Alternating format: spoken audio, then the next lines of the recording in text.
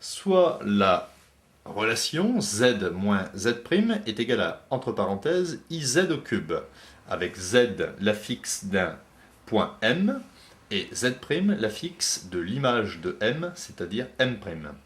Et il faut montrer qu'à partir de cette relation, on peut déterminer que l'angle entre U et M' est égal à 3π sur 2 plus 3 fois l'angle entre U et OM, modulo 2π. Alors, je vais partir de cette relation et je vais écrire que Z correspond à Z de M. Z' correspond à Z de M' est égal, ici ça me donne I, Z correspond à Z de M au cube. Je vais passer aux arguments. Donc, argument de Zm moins Zm' est égal à argument de I Zm au cube.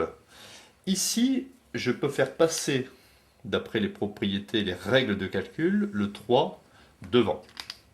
Je vais donc obtenir argument de Zm moins Zm' est égal à 3 fois, et l'argument d'un produit, c'est l'argument de I plus argument de Zm. Et regardez bien, Zm, j'écris Zm moins Zo. J'ai le droit, puisque Zo c'est l'origine, donc c'est 0.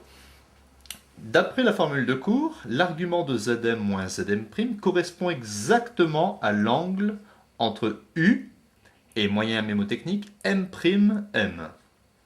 M', M. Est égal à 3 fois l'argument du nombre complexe I. Alors si on place le point correspondant au nombre complexe I, on obtient par exemple, je vais l'appeler le point A, 0, 1. 0, 1, son argument c'est plus π sur 2. Plus, et si on connaît bien son cours, l'argument de Zm moins Zo, c'est exactement l'angle entre U et OM, moyen mémotechnique. Je ferme le crochet. Je peux rajouter ici modulo 2π. Modulo 2π. Ici, modulo 2π. Donc, c'est presque fini. Ici, j'écris que l'angle entre U et M' est égal, et je développe. 3 fois π sur 2, ça me donne 3π sur 2, plus 3 fois l'angle entre U et OM. Le tout modulo 2π. Donc on arrive bien à la relation